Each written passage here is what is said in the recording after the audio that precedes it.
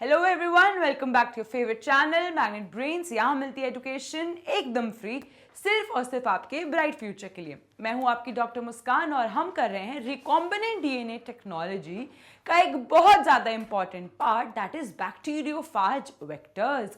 Previously students, previous videos में हमने देखा था कि कैसे बैक्टीरियोफेज, कैसे हम प्लाज्मिड बनाते हैं, कैसे हम उन वेक्टर्स को होस्ट में डालते हैं और कैसे ये पूरी प्रोसेस होती है रिकॉम्बिनेंट डीएनए टेक्नोलॉजी की, एंड जिसका प्रोडक्ट है हमारा रिकॉम्बिनेंट डीएनए।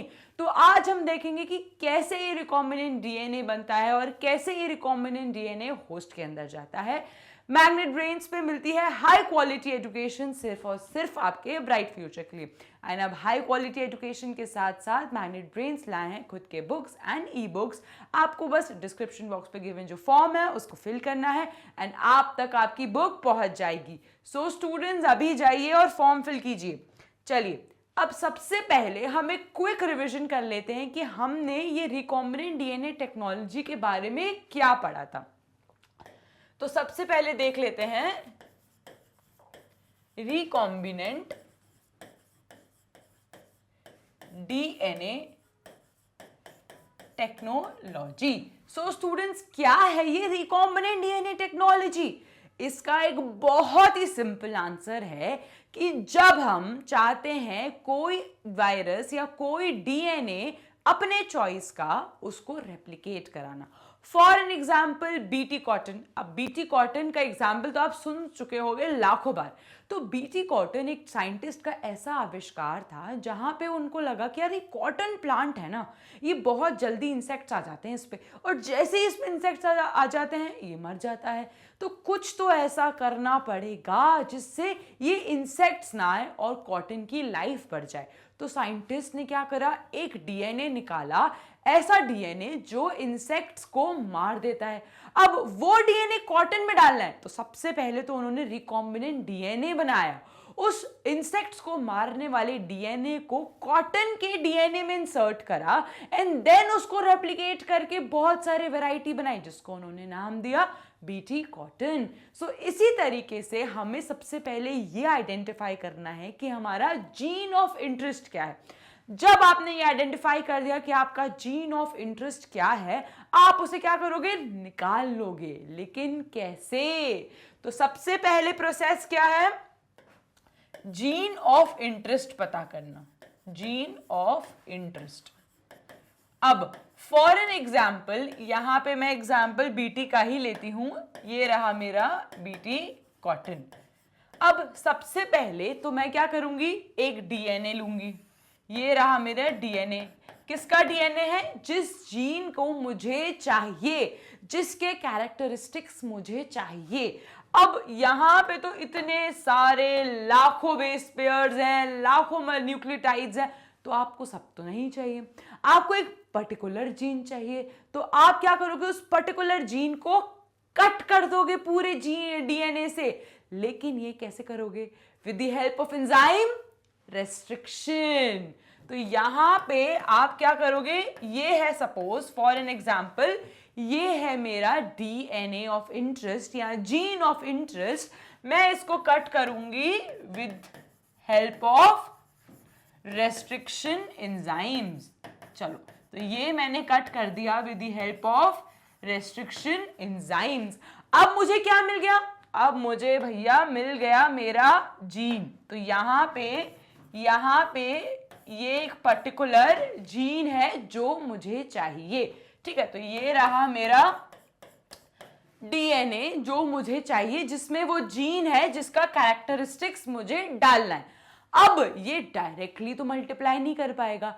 इसको क्या चाहिए? इसको चाहिए गाड़ी। जैसे कि अगर आपको शॉपिंग करने जाना है मॉल में, तो कैसे जाओगे? पैदल चल के जाओगे मॉल तक? नहीं, आपको क्या चाहिए? गाड़ी। सिमिलरली अगर आपको इसको रेप्लिकेट कराना है, so you need a vector, vehicle. तो आप क्या करोगे? आप लोगे व्हीकल भैया की हेल्प। सो यहां आ गया मेरा व्हीकल। ये है क्या? ये है मेरा व्हीकल, जिसको मैं कह देती हूं वेक्टर। सो वेक्टर्स क्या होते हैं? हमारे व्हीकल होते हैं।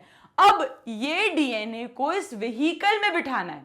ठीक है, आपके पास डीएनए है, आपको इस डीएनए को व्हीकल में बिठाना है। तो आप क्या करोगे, रिस्ट्रिक्शन एंजाइम्स की मदद से इस डीएनए को वेक्टर में बिठा दोगे। तो यहां पे जो मेरा डीएनए है, मैंने क्या करा, उसे वेक्टर में बिठा दिया। तो अब जो स्टूडेंट्स मुझे मिलेगा, इससे करते हैं, चलो अब जो मुझे मिलेगा, ये जो मेरा वेक्टर है जिसमें मेरा डीएनए है जो मुझे चाहिए, तो अब मुझे क्या मिला, मुझे मिला रिकॉम्बिनेंट डीएनए। तो इसको मैं क्या नाम दूंगी, रिकॉम्बिनेंट डीएनए, जिसको हम क्या कहते हैं, आरडीएनए। तो अब मुझे क्या मिल गया, आरडीएनए। एंड ये मैंने कहां से बनाया था, ये मैंने लिया था डीएनए, जिसके पास मेरा जीन ऑफ इंटरेस्ट है, उसको मैंने एक गाड़ी में बिठाया जिसको हम कहते हैं वेक्टर। और अब जो मुझे मिलेगा वो है हमारा रिकॉम्बिनेंट डीएनए। नाउ स्टूडेंट्स, ये जो वेक्टर हैं ये क्या हो सकते हैं, ये वायरस हो सकते हैं, ये बैक्टीरिया हो सकते हैं। तो ये सारे क्या है, हमारे वेक्टर्स। अब आज का जो टॉपिक है that is about the vector, and वो भी बैक्टीरियोफाज वेक्टर। तो उसको समझने से पहले ये पूरी कहानी को समझना बहुत इंपॉर्टेंट है कि ये वेक्टर आए कहां से, इनका रोल क्या है, और कैसे ये आरडीएनए बनाते हैं, फिर कैसे हम इनको होस्ट में डालेंगे। सो अभी तक की कहानी तो क्लियर है कि हमने सबसे पहले क्या करा, डीएनए ऑफ इंटरेस्ट पता करा कि आपको ये जीन चाहिए, आपको ये कैरेक्टर चाहिए। अब आप क्या करोगे, उसे कट करोगे, किसकी मदद से, रेस्ट्रिक्शन एंजाइम्स की मदद से। तो आपने रेस्ट्रिक्शन एंजाइम्स की मदद से वो जीन कट कर दिया। अब उस जीन को होस्ट में पहुंचाना है रेप्लिकेशन के लिए, तो किसकी मदद लोगे, छुक छुक गाड़ी की। और यहां पे वो कौन है, वेक्टर। वेक्टर क्या हो सकते हैं, वेक्टर वायरस हो सकते हैं, वेक्टर बैक्टीरियाज हो सकते हैं। तो आपने वेक्टर जो हमारे वेक्टर्स हैं वो ईस्ट भी हो सकते हैं। तो आपने वेक्टर का अपने रिक्वायरमेंट के अकॉर्डिंग सिलेक्शन कर लिया। अब आप उस वेक्टर में अपना जीन ऑफ इंटरेस्ट डाल दोगे, तो अब जो आपको मिलेगा वो है मेरा रिकॉम्बिनेंट डीएनए, या उसे हम आरडीएनए भी कह सकते हैं। सो स्टूडेंट्स, इतना तो क्लियर है कि अब हमारे पास क्या आ गया, हमारे पास आरडीएनए आ गया। अब इस आरडीएनए में क्या है, ये रहा मेरा वेक्टर, ये रहा मेरा वेक्टर, और इसी वेक्टर में मेरे पास क्या है, मेरे पास डीएनए है जो मुझे चाहिए। ठीक है, तो मुझे क्या मिल गया, आरडीएनए। इतना आपको क्लियर है। अब स्टूडेंट्स, कहानी शुरू होती है, अब एक्चुअल कहानी, कि अब हमें क्या चाहिए, एक होस्ट चाहिए। अब ये जो वेक्टर है ये रेप्लिकेशन तो नहीं करवा पाएगा, लेकिन रेप्लिकेशन कराने के लिए यू नीड होस्ट। तो रेप्लिकेशन कराने के लिए क्या चाहिए आपको, होस्ट। अब बताओ मेरे बच्चों कि ये होस्ट कौन होगा। यूजुअली जो हम होस्ट का इस्तेमाल करते हैं वो है ई कोलाई, जो हमारा बैक्टीरिया है ई कोलाई, उसका इस्तेमाल करते हैं। तो ये होस्ट कौन है, ई कोलाई। अब आपको इस रिकॉम्बिनेंट डीएनए को इस ई कोलाई के अंदर इंसर्ट करना है। तो आ जाओ, ये होस्ट को हम क्या करेंगे, ई कोलाई के अंदर इंसर्ट कर देंगे। एंड अब ये जो ई कोलाई है ये क्या करेगा, ये मल्टीपल कॉपीज का रेप्लिकेशन करेगा, जो क्या कंटेन करते हैं, हमारा वाला डीएनए। जो डीएनए आपको चाहिए था वो डीएनए के कॉपीज ये होस्ट मल्टीप्लाई करेगा।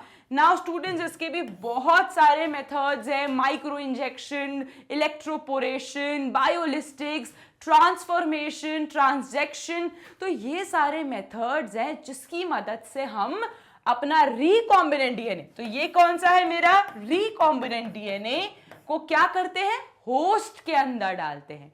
अब वो होस्ट के अंदर जाने के बाद क्या करेगा, मल्टीप्लाई करेगा, एंड जो डॉटर सेल्स हमें मिलेंगी वो हमें चाहिए। Is that clear. चलो अब उन डॉटर सेल से डीएनए निकाल के दवाइयां बना लो, मशीन्स बना लो, या कुछ भी वैक्सीन्स बना लो, एनीथिंग, कुछ भी करना है आपको उन डॉटर सेल से आप कर सकते हो। Is that clear?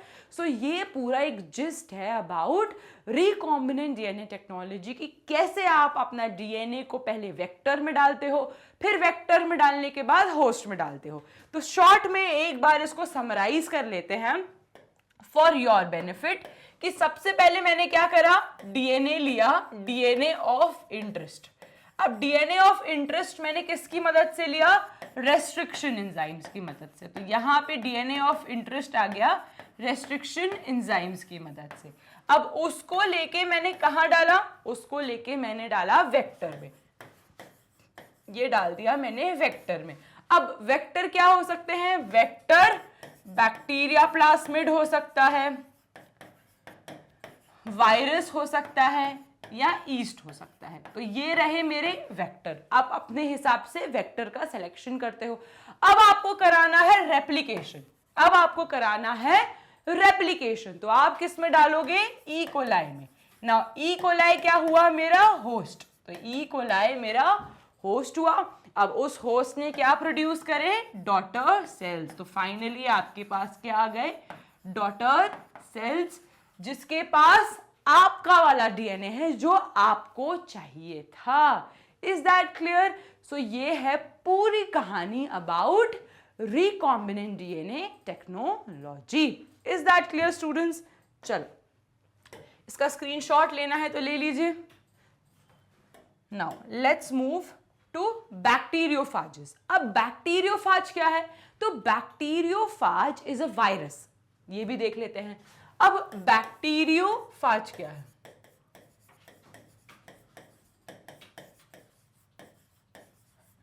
So students bacteriophage is a virus. तो ये रहा मेरा वायरस। और ये जो बैक्टीरियोफाज वायरस है ना, बताऊं ये क्या करता है। सपोज ये है मेरा बैक्टीरियोफाज वायरस। अब ये रहा मेरा बैक्टीरिया, ये रहा मेरा बैक्टीरिया। तो ये वायरस जैसे ही इस बैक्टीरिया के अंदर आता है, उसकी पूरी मशीनरी पे कब्जा कर लेता है। मतलब अब ये पूरा बैक्टीरिया किसकी उंगलियों पे नाचेगा, वायरस की उंगलियों पे नाचेगा। तो क्या हुआ, इस वायरस ने इन्फेक्ट कर दिया बैक्टीरिया की मशीनरी को। तो साइंटिस्ट ने जब ये देखा कि यार ये जो बैक्टीरियोफाज वायरसेस हैं, ये बैक्टीरिया में जाके उनकी पूरी मशीनरी चेंज कर देते हैं, जैसा मन चाहे वैसा लाइटिक पाथवे होता है, जैसा चाहे वैसा चलाते हैं। तो इसको हम यूज कर सकते हैं रिकॉम्बिनेंट डीएनए टेक्नोलॉजी में। सो उन्होंने और दिमाग लगाया and they came up with bacteriophage vectors. क्या यूज करा उन्होंने, उन्होंने कहा कि यार ये वायरस के पास तो बहुत ही अच्छा कैरेक्टर है, ठीक है, ये वायरस के पास तो बहुत ही अच्छा कैरेक्टर है, अब हम इसको यूज करते हैं। तो उन्होंने क्या करा, ये वायरस में क्या इंसर्ट कर दिया, इस वायरस में इंसर्ट कर दिया डीएनए, और वो डीएनए है जो हमें चाहिए। तो हमने क्या करा, इस वायरस में इंसर्ट कर दिया डीएनए, जिसके पास क्या हुआ, आरडीएनए। अब इस आरडीएनए को हमने कहां प्लेस कर दिया, होस्ट में। होस्ट कौन हुआ मेरा, बैक्टीरिया। होस्ट कौन हुआ मेरा, बैक्टीरिया। तो जब मैंने वायरस में, जिसके पास मेरा रिकॉम्बिनेंट डीएनए है, उसको बैक्टीरिया में इंसर्ट करा, तो क्या हुआ, बैक्टीरिया मल्टीप्लाई करके कौन सा डीएनए दिया, जो हमें चाहिए। सो इस तरीके से आइए बैक्टीरियोफाज वेक्टर्स, जिनके पास हमने अपना डीएनए डाला, that is our gene of interest, and उस डीएनए को, जो रिकॉम्बिनेंट डीएनए को है, हमने किस में इंसर्ट कर दिया, बैक्टीरिया में। एंड ये बैक्टीरिया करेगा मल्टीप्लाई, और हमें क्या मिलेगा, हमें मिलेंगे बहुत सारे डॉटर सेल्स जिनके पास हमारा वाला डीएनए है। सो सिमिलरली ये पूरी प्रोसेस होती है ऑफ बैक्टीरियोफाज वेक्टर्स। अब स्टूडेंट्स दो बहुत ये याद रखना है आपको, बिल्कुल नहीं भूलना कि दो कॉमन वेक्टर्स होते हैं बैक्टीरियोफाज में। दो कॉमन वेक्टर्स होते हैं, कौन से होते हैं वो, लैम्डा, इसको हम लैम्डा भी कहते हैं, और होता है हमारा M13। सो ये चीज हम नहीं भूलेंगे कि दो कॉमन बैक्टीरियोफाज वेक्टर्स होते हैं, एक होता है लैम्डा और एक होता है M13। अब students another very very very important point कि ये जो लैम्डा वाला होता है इसके पास कैसा डीएनए होता है, इसके पास होता है डबल स्ट्रैंडेड सर्क्यूलर डीएनए। तो यहां लिख दो डबल स्ट्रैंडेड सर्क्यूलर डीएनए। और वेयर एज जो M13 रहता है, सॉरी स्टूडेंट, इसके पास होता है डबल स्ट्रैंडेड लीनियर डीएनए, इसके पास होता है double stranded linear DNA, whereas जो M13 होता है इसके पास होता है सिंगल स्ट्रैंडेड सर्क्यूलर डीएनए। तो इसके पास हुआ सिंगल स्ट्रैंडेड सर्क्यूलर डीएनए। तो हमने क्या सीखा कि जो लैम्डा है इसके पास है डबल स्ट्रैंडेड लीनियर डीएनए, मतलब ये डबल स्ट्रैंडेड है और लीनियर है, लेकिन ये कैसा है, ये सिंगल स्ट्रैंडेड है और सर्क्यूलर है। Is that clear? अब अनदर वेरी इंपॉर्टेंट पॉइंट, ये जो लैम्डा बैक्टीरियोफाज है इसके पास कितने बेस पेयर्स हैं? सो इसके पास जो बेस पेयर्स हैं वो है 48514 बेस पेयर्स। जस्ट इमेजिन कि ये कितना बड़ा वायरस है, just imagine the number of base pairs it has 48514 base pairs, whereas जो M13 है इसके पास है 6407 बेस पेयर्स। कितने? 6407 बेस पेयर्स। अब स्टूडेंट्स आपसे अगर पूछा जाए कि कौन सा वाला बेहतर है, क्या आपको लैम्डा यूज करना चाहिए, क्या आपको M13 यूज करना चाहिए? So students M13 vectors are very much better than lambda vectors, because ये जो M13 वेक्टर्स होते हैं ना इनके पास एक बहुत ही प्यारी प्रॉपर्टी होती है, मतलब मजा आ जाता है। इतनी प्यारी प्रॉपर्टी होती है जिसका नाम क्या है? Replicative form. क्या होती है इनके पास? इनके पास होता है रेप्लिकेटिव फॉर्म। अब ये रेप्लिकेटिव फॉर्म क्या है? इनका जो रेप्लिकेटिव फॉर्म है इसके पास एक जादुई शक्ति है। वो जादुई शक्ति है कि ये होता तो सिंगल स्ट्रैंडेड है, लेकिन जैसे ही ये होस्ट में जाएगा, जैसे ही ये बैक्टीरिया में जाएगा, ये क्या हो जाएगा? Double strand. तो होता तो ये सिंगल स्ट्रैंड है, बट बैक्टीरिया में जाने के बाद ये हो जाएगा डबल स्ट्रैंडेड। और जब ये डबल स्ट्रैंडेड फॉर्म में होता है तो इसको हम कहते हैं रेप्लिकेटिव फॉर्म। अब स्टूडेंट्स, लेकिन जब ये रेप्लिकेटिव फॉर्म से डॉटर सेल्स बनाता है तो ये कैसे बनाएगा? Single stranded. तो आपको अगर डीएनए को लेना है तो आप क्या कर सकते हो? सिंगल स्ट्रैंडेड डीएनए ले सकते हो एंड देन मल्टीपल चीजों में यूज कर सकते हो। तो ये इसका एडवांटेज है कि रेप्लिकेटिव फॉर्म बनाता है, प्लस एक और एडवांटेज है कि आपको है ना इसके बेस पेयर साथ खेलना नहीं है। ये जैसा है ना ये वैसा ही का वैसा बहुत ही अच्छा प्लास्मिड है। एंड ये जो हम प्लास्मिड यूज करते हैं, जो हम वेक्टर्स यूज करते हैं आरडीएनए वाले, वो एग्जैक्टली सेम होते हैं M13 के जैसे। तो आपको कुछ छेड़खानी ही नहीं करनी, जो है भैया वैसा का वैसा उठाना है M13, उसमें आरडीएनए डालना है और होस्ट भी दे देना है। लेकिन इसके साथ थोड़ा बड़ा सा है ना, थोड़े मॉडिफिकेशंस करने पड़ते हैं। तो प्रिसिजन किसके साथ ज्यादा है? M13 के साथ। Is that clear? सो हमने क्या पढ़ा कि जो M13 वाला है उसके एडवांटेजेस क्या है? Replicative form, that is single stranded DNA convert हो जाएगा डबल स्ट्रैंडेड डीएनए में जैसे ही होस्ट के अंदर जाएगा, और उस फॉर्म को हम कहते हैं replicative form. Another very important point is कि इसका स्ट्रक्चर एग्जैक्टली सेम है प्लास्मिड के स्ट्रक्चर से। तो आपको कोई ज्यादा चेंजेस नहीं करने, जैसा का वैसा है वैसा का वैसा होस्ट में दे देना है। Is that clear? तो ये तो हमने दो फॉर्म्स ऑफ बैक्टीरियोफाज वेक्टर्स पढ़ लिए। अब थोड़ी थ्योरी देख लेते हैं कि बैक्टीरियोफाज क्या है। बेसिकली बैक्टीरियोफाज वायरसेस हैं जो बैक्टीरिया को इन्फेक्ट करके उनकी मशीनरी को पकड़ लेते हैं एंड देन उनकी मशीनरी अपने कब्जे में कर लेते हैं। तो साइंटिस्ट ने इस कंसेप्ट को ले आए वो किसमें? हमारे रिकॉम्बिनेंट डीएनए टेक्नोलॉजी में। तो bacteriophage are viruses that infects bacteria that infects bacteria cells by injecting their DNA into them and consequently take over the machinery of the bacteria cells and multiply themselves. Is that clear? कि ये जो bacteriophage हैं ये सबसे पहले क्या करते हैं, अपना डीएनए इंजेक्ट कर देते हैं बैक्टीरिया में और फिर उस डीएनए को पूरा का पूरा कब्जा करने देते हैं कि भैया बैक्टीरिया की नहीं चलेगी, किसकी चलेगी, वायरस की चलेगी। तो इस कंसेप्ट को हमने यूज कर लिया। Now, two phages that have been extensively used are lambda, हमने देख ही लिया, and M13 phase. Is that clear? हमने उनके characteristics भी देख लिए स्टूडेंट्स, तो इस पे क्वेश्चन आ सकता है, very important point and always keep that in mind.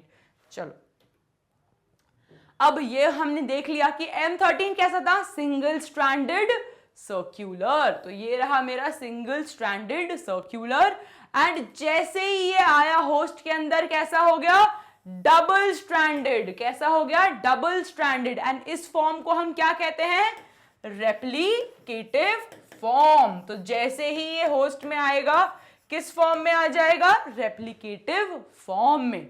लेकिन जब ये डॉटर सेल्स में आएगा, जब ये डॉटर सेल्स में आएगा तो वापस से सिंगल स्ट्रैंडेड फॉर्म में आ जाएगा। कितनी खासियत है इसकी कि जब ये आया था तो सिंगल स्ट्रैंडेड आया था, फिर ये होस्ट में गया तो ये डबल स्ट्रैंडेड हो गया, एंड जब इसका मल्टीप्लिकेशन होगा डॉटर सेल्स में आएगा तो ये वापस से सिंगल स्ट्रैंड में आ जाएगा। तो इस खासियत को हमने यूज करके बहुत सारी क्लोनिंग करी है। Is that clear? चलिए, नाउ बहुत सारे टाइप ऑफ बैक्टीरियोफाज वेक्टर्स होते हैं, one of them is cosmid.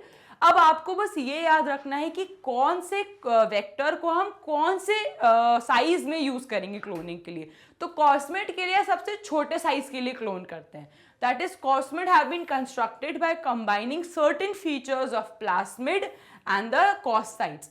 अब students, the simplest cosmid vector is plasmid. तो सबसे सिंपल जो वेक्टर हम यूज करते हैं उसका नाम क्या है, plasmid. The origin of replication, इसके पास क्या होता है, जो मैंने आपको प्रीवियसली समझाया था कि प्लास्मिड में क्या क्या होना चाहिए, बहुत इंपॉर्टेंट होना चाहिए ओरिजिन ऑफ रेप्लिकेशन, जहां से वो रेप्लिकेट करना स्टार्ट होगा, सेलेक्टेबल मार्कर, ताकि आपको ये पता चले कि जो रेप्लिकेशन आप करवा रहे हो वो करेक्ट है या इनकरेक्ट। सो ये बताने के लिए हमें चाहिए selectable marker, and very important point कि ये यूज कब होता है, जब हमें 45 किलो बेस पेयर्स तक की साइज को क्लोन करना है। Is that clear? तो 45 किलो बेस पेयर्स की साइज तक हम क्या यूज करेंगे, कॉस्मिड का इस्तेमाल करेंगे। नाउ नेक्स्ट, YAC वेक्टर, जिसका नाम है yeast artificial chromosomes. Important point याद रखो कि इसको हम यूज करते हैं जब हमें 1 MB तक क्लोन करना होता है। तो जब 1 MB तक क्लोन करना है तो हम क्या किसका यूज करेंगे, ईस्ट आर्टिफिशियल क्रोमोसोम्स का, जिसको हम YAC भी कहते हैं। जब 45 किलो बेस पेयर्स तक करना था तो कॉस्मिड का इस्तेमाल करा, जब उससे ज्यादा 1 MB तक बेस पेयर्स का हमें क्लोन करना है तो किसका यूज करेंगे, YAC का। एंड उसी के साथ आते हैं हमारे BAC, that is bacterial artificial chromosomes, जब यूज करेंगे जब हमें बहुत ही बड़े साइज के वेक्टर्स क्लोन करने हैं। तो बहुत ही बड़े साइज के वेक्टर्स के लिए अबाउट 500 किलो बेस पेयर्स या उससे भी ज्यादा के लिए हम यूज करेंगे bacterial artificial chromosomes. Is that clear? चलो, तो ये 3 नाम आपको याद होने चाहिए।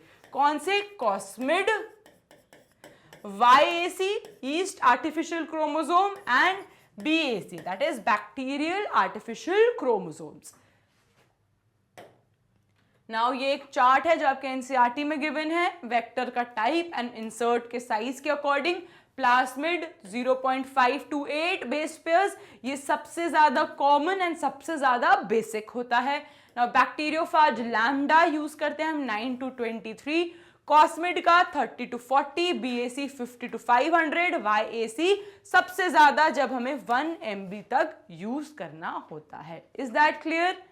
चलो, अब आ जाते हैं कि आप ये जो वेक्टर्स हैं, ये जो आपने वेक्टर्स बनाए, इसको इंसर्ट कैसे करोगे होस्ट के अंदर। तो वही कहानी कि ये जो आपने RDNA बनाया था, ये जो आपने RDNA बनाया था, इसको ई कोलाई के अंदर कैसे इंसर्ट करोगे? तो मैंने आपको बताए थे इसके 4 होते हैं।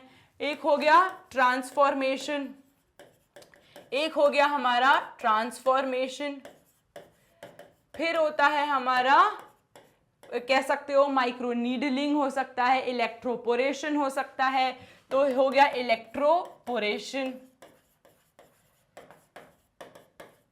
एंड हमारा बायोलिस्टिक्स।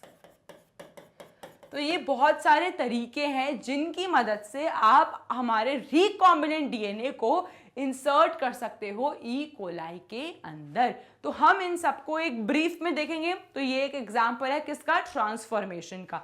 तो ट्रांसफॉर्मेशन सबसे ज्यादा बेसिक और सबसे ज्यादा कॉमनली यूज तरीका है, एंड उसमें हम वही करते हैं कि सबसे पहले हमने क्या करा, अपना डीएनए ऑफ इंटरेस्ट लिया, उसके बाद जब हमने जीन ऑफ इंटरेस्ट को आइसोलेट कर दिया, उसके बाद हम उसको कहां डालेंगे? वेहिकल में, जो है हमारा वेक्टर। तो यहां पे हमने वेक्टर प्लास्मिड का इस्तेमाल करा। अब हमें क्या मिल गया? अब हमें मिल गया रिकॉम्बिनेंट डीएनए। तो अब ये रिकॉम्बिनेंट डीएनए है, उसको हम किस में इंसर्ट करेंगे? हमारे बैक्टीरिया में, जो है ई कोलाई। तो अब आप इस रिकॉम्बिनेंट डीएनए को इंसर्ट कर देते हो बैक्टीरिया के, जो है हमारा ई कोलाई। अब ये ई कोलाई क्या करेगा? ये E coli daughter cells produce करेगा और आप उनसे आइसोलेट कर सकते हो अपना डीएनए। तो ये जो प्रोसेस है इसको क्या कहते हैं? ट्रांसफॉर्मेशन। सो इस प्रोसेस को हम कहते हैं ट्रांसफॉर्मेशन। Is that clear? तो transformation is the simplest process जिसमें आप अपना जीन ऑफ इंटरेस्ट सेलेक्ट करते हो, उसको इंसर्ट करते हो वेक्टर के अंदर, देन वेक्टर को जो मिलता है वो है recombinant DNA, and then you insert that into E coli, जो है आपका होस्ट। तो ई कोलाई क्या है? आपका होस्ट। Is that clear? चलो नेक्स्ट देख लेते हैं। नाउ इसकी फर्दर प्रोसेस है, ई कोलाई को जब आप उसको ट्रे में करोगे एंड देन उसको आइसोलेट करने के तरीके हैं ये, कि अब आपने जो डॉटर सेल्स बनी उसमें से डीएनए आपने आइसोलेट करा है, एंड देन आपको जो भी यूज है उन डीएनए का आपने कर लिया। नाउ ये है एक और इमेज आपको एक्सप्लेन करने के लिए। सिंपली ट्रांसफॉर्मेशन में क्या होता है कि यहाँ पे आपने बैक्टीरिया का डीएनए लिया, यहाँ प्लास्मिड वेक्टर में इंसर्ट करा और ये बन गया आपका आर डीएनए। अब इस आर डीएनए के साथ आपको जो करना है, जो रिकॉम्बिनेंट डीएनए टेक्नोलॉजी का इस्तेमाल करना है, वो आप इस्तेमाल करके कॉपीज बना सकते हो, जीन क्लोनिंग कर सकते हो, जीन मैपिंग कर सकते हो, एंड बहुत कुछ कर सकते हो। Is that clear? चलो नेक्स्ट आते हैं हमारे कह सकते हो इलेक्ट्रोपोरेशन या माइक्रोपोरेशन। देखो स्टूडेंट्स, दो चीजें हैं, माइक्रोपोरेशन एंड इलेक्ट्रोपोरेशन। अब ये देख लेते हैं एक बार हम। इलेक्ट्रोपोरेशन, तो नाम में जाते हैं इलेक्ट्रोपोरेशन। अब नाम में जाओ इलेक्ट्रो, तो इलेक्ट्रो का मतलब क्या होता है? इलेक्ट्रिसिटी। इलेक्ट्रो का मतलब क्या हुआ? इलेक्ट्रिसिटी। आपने क्या करा? इलेक्ट्रिसिटी की मदद से सबसे पहले जो आपका होस्ट है उसमें क्या कर दिए? होल्स। तो आपने होल्स कर दिए होस्ट में। अब आप इजीली अपना आरडीएनए डाल सकते हो। तो अब आप इजीली अपना रिकॉम्बिनेंट डीएनए इंसर्ट कर सकते हो। तो इलेक्ट्रोपोरेशन में हम इलेक्ट्रिसिटी की मदद से होल्स कर देते हैं हमारे होस्ट सेल्स में, ताकि आप इजीली माइक्रो इंजेक्शन से, देख लो ये माइक्रो इंजेक्शन से आप अपना रिकॉम्बिनेंट डीएनए इंट्रोड्यूस कर दो होस्ट सेल में। सो हमने क्या देखा? इलेक्ट्रोपोरेशन में हमने किसका इस्तेमाल करा स्टूडेंट्स? इलेक्ट्रिसिटी का। एंड देन उस इलेक्ट्रिसिटी से just imagine how interesting it is, है ना? ये चीज जितने ज्यादा इंटरेस्ट से पढ़ोगे ना स्टूडेंट्स, उतना ज्यादा मजा आएगा एंड इजीली याद होगा। यही टॉपिक है, अगर आप इसमें बोर हो जाओगे, यार इसकी थ्योरी कितनी बोरिंग है, कैसे याद होगा, तो कभी याद नहीं होगा। लेकिन यही चीज आप बहुत सोचोगे ना कि यार कितना इंटरेस्टिंग है ये, वाओ ऐसा भी हो सकता है, ये भी हो सकता है, तो आपको बहुत आसानी से चीजें याद हो जाएंगी। तो हमने क्या देखा कि ये मेरा बैक्टीरियल सेल था जो मेरा होस्ट है। तो इस होस्ट में हम इलेक्ट्रिसिटी की मदद से होल्स कर देंगे। देखो ये होल कर दिया, देखो अब इस होल की मदद से, ये जो होल है इसकी मदद से हमने क्या इंट्रोड्यूस कर दिया, अपना आरडीएनए। तो हमने अपना आरडीएनए इंट्रोड्यूस कर दिया, अब ये रेप्लिकेट करेगा। Is that clear? अब आरडीएनए आप होल से इंट्रोड्यूस कर सकते हो और माइक्रोनीडल की मदद से भी कर सकते हो, जिसको आप माइक्रोपोरेशन कहते हो। Is that clear? So electroporation and microporation clear है? बिल्कुल। अब आते हैं एक और इमेज में आपको समझाने के लिए। देखो ये सेल मेम्ब्रेन है, देखो ये रही मेरी सेल मेम्ब्रेन। अब ये है प्लाज्मिड्स जो आपने बनाए थे, वेक्टर्स, याद है? वही है ये। तो ये रहे प्लाज्मिड्स आपके वेक्टर्स। अब आपने क्या करा, इलेक्ट्रिसिटी का इस्तेमाल करा और इलेक्ट्रिसिटी के इस्तेमाल करने की मदद से आपने कर दिए होल। अब ये तो हो गए होल्स। अब इस होल्स में इजीली आपके प्लाज्मिड एंटर कर जाएंगे और क्या होगा, रेप्लिकेशन। Is that clear? तो सबसे पहले आपने एक प्लाज्मिड्स रेडी करे आरडीएनए वाले। जब आपने आरडीएनए वाले प्लाज्मिड्स रेडी कर लिए, आपने इलेक्ट्रिसिटी की मदद से होल्स कर दिए। अब आपने होल्स कर दिए तो एक रास्ता मिल गया। अब प्लाज्मिड्स को एक रास्ता मिल गया वेक्टर में अंदर होस्ट में जाने का, तो वेक्टर्स आपके चले गए होस्ट के अंदर। जब वो होस्ट के अंदर चले गए तो अब होगा रेप्लिकेशन और बनेंगी daughter cells. Is that clear? So ये एक और इमेज थी आपको क्लियरली समझाने के लिए कि होता क्या है इलेक्ट्रोपोरेशन में। अब लास्ट देख लेते हैं, और ये बहुत ही ज्यादा एडवांस टेक्नोलॉजी है जिसको हम कहते हैं बायोलिस्टिक्स। ना बायोलिस्टिक्स क्या है स्टूडेंट्स? अब है ना एक गन ही बना दी हमने, जैसे वो पिचकारियां नहीं होती आपकी होली के टाइम पे, आपने एक जीन की गन बना दी जिसको आपने क्या नाम दिया, बायोलिस्टिक्स। अब आप क्या कर सकते हो, एम कर सकते हो, एकदम आपने न्यूक्लियस पे ना एम कर दिया। वही चीजें हो रही हैं इसमें। क्या होता है इसमें कि जीन गन हीलियोस इसके ब्रांड का नाम है, ठीक है? तो याद रखना है तो रखो, नहीं रखना है तो मत रखो। तो जीन गन हीलियोस है इसके ब्रांड का नाम, जिसको बायोरैड के नाम से भी जाना जाता है। अब आपने एक गन बना ली जिसकी मदद से अब आप है ना एकदम निशाना लगाओगे और उस निशाने पे ही अपना आरडीएनए इंट्रोड्यूस कर दोगे होस्ट के अंदर। तो भैया उन्होंने तो पूरी वही खत्म कर दी, मेहनत ही खत्म कर दी। एक गन दे दी आपको कि डायरेक्ट निशाना लगाओ रिकॉम्बिनेंट डीएनए का होस्ट के अंदर। सो ये है आपकी बायोलिस्टिक्स की कहानी।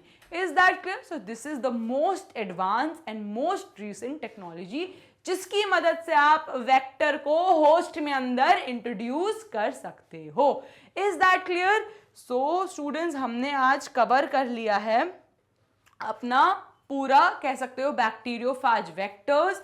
बैक्टीरियोफाज वेक्टर्स क्या होते हैं? बैक्टीरियोफाज वेक्टर्स वायरसेस होते हैं जो हमने जिसकी प्रॉपर्टी का इस्तेमाल करा, वो वायरस जाके बैक्टीरिया में इन्फेक्ट करते थे एंड देन पूरी मशीनरी चेंज करते थे। तो हमने उसको यूज करा एंड उन वेक्टर्स में हमने रिकॉम्बिनेंट डीएनए इंट्रोड्यूस करा एंड देन उन्हें होस्ट के अंदर इंट्रोड्यूस करा। अब स्टूडेंट्स ये जो रिकॉम्बिनेंट हमारे जो वेक्टर्स हैं इनके दो टाइप के थे, लैम्डा एंड M13, जो मोस्ट कॉमनली यूज होते हैं।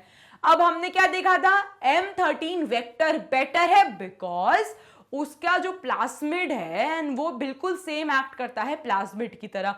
एंड वो जो सिंगल स्ट्रैंडेड वेक्टर है जैसे ही होस्ट के अंदर जाता है डबल स्ट्रैंडेड हो जाता है, फिर जैसे ही डॉटर सेल में आएगा तो इनका डिविजन होगा एंड वो सिंगल स्ट्रैंड में आ जाएगा। एंड स्टूडेंट्स एक और बहुत इंपॉर्टेंट पॉइंट है इसका कि जैसे ही ये 100 कॉपीज बनाएगा ना ये अपने आप रुक जाएगा। तो बताओ, आपको टेंशन भी नहीं कि ये ज्यादा हो रहा है, तो 100 कॉपीज जैसे ही बनी इसने ये स्टॉप कर दिया अपना रेप्लिकेशन। सो ये कुछ फीचर्स हैं जो आपको हमेशा अपने दिमाग में रखने हैं। उसके बाद हमने कॉस्मिड्स देखे जो सबसे छोटे वालों के लिए यूज होते हैं जब आपको 45 बेस पेयर्स तक के लिए क्लोन करना है। फिर हमने देखा BAC वेक्टर्स जो 500 तक के लिए क्लोन करते हैं। फिर हमने देखे YAC वेक्टर्स जो 5 MB तक के वेक्टर्स के लिए हम क्लोन कर सकते हैं। Is that clear?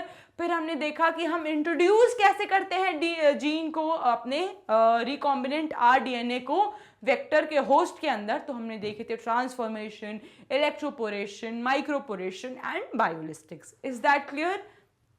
तो ये हो गया हमारे पूरे all about bacteriophage vectors. Magnet Brains पे मिलती है स्टूडेंट्स फ्री एजुकेशन सिर्फ और सिर्फ आपके ब्राइट फ्यूचर के लिए। एंड अगर आपको मैग्नेट ब्रेन्स के नोट्स चाहिए, बुक्स चाहिए, तो डिस्क्रिप्शन बॉक्स पे जो गिवन फॉर्म है उसको फिल कीजिए और आप तक आपकी बुक पहुंच जाएगी। Thank you so much students, and कोई भी डाउट हो तो do let me know and happy learning.